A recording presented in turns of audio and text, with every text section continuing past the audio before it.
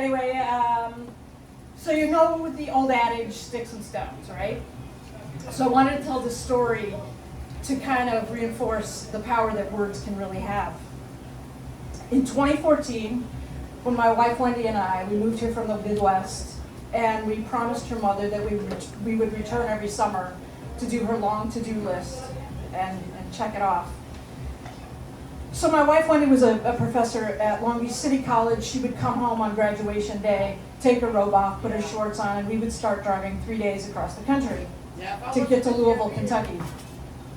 Now there are many ways that you can get across the country, but we found most efficient was to take I-10.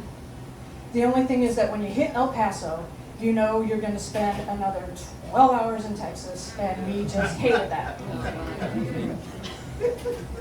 So in 2022, when my wife was diagnosed with stage 4 colon cancer, she asked me literally on her deathbed to take care of her mother, and I felt that that was another promise I had to keep.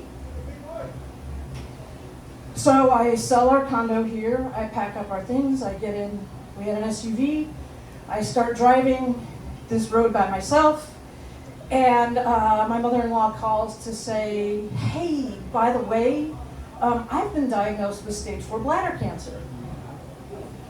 Fantastic. So my first stop is at a friend's house in Tucson, Arizona. I'm grief-stricken. I'm tired as hell from driving by myself, and I know I'm going into another year of Cancer-palooza. Well, I didn't know it would be a year, another round of Cancer-palooza with my mother-in-law once I get to Louisville. So I didn't think to take my wife's bicycles off of the back of our SUV, and when I get up at 6 o'clock in the morning to start driving again, the bikes are gone.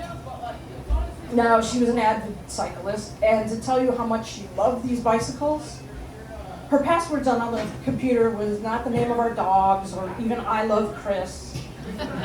It was Trek 2300.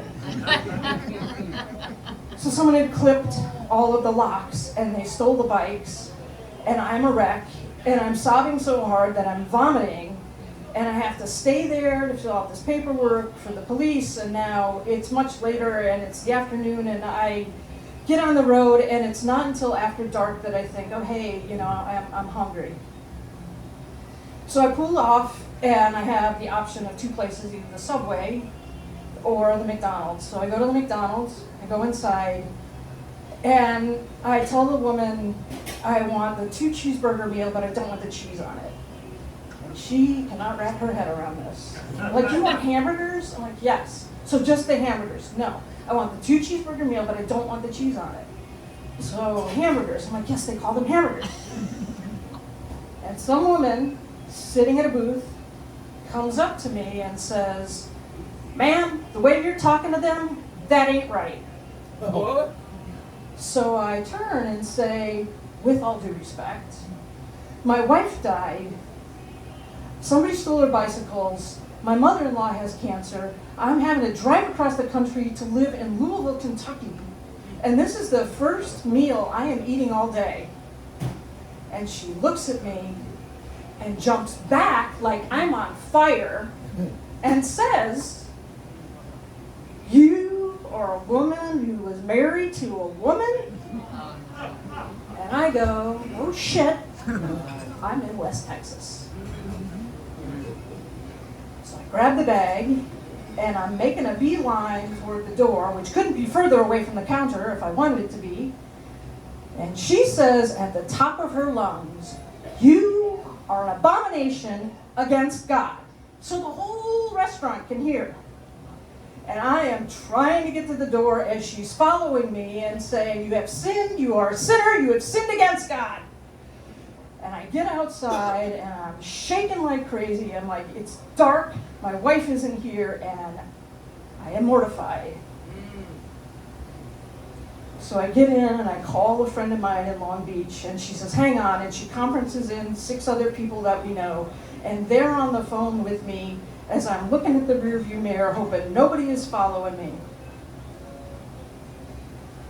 And I think about that night every now and then, especially now as the anti-gay rhetoric is dialed up.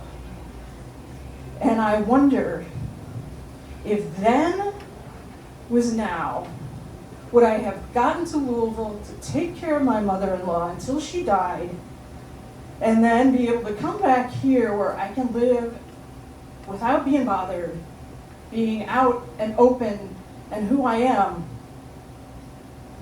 Or would I have had a shotgun blast through my rear window because of something that somebody said?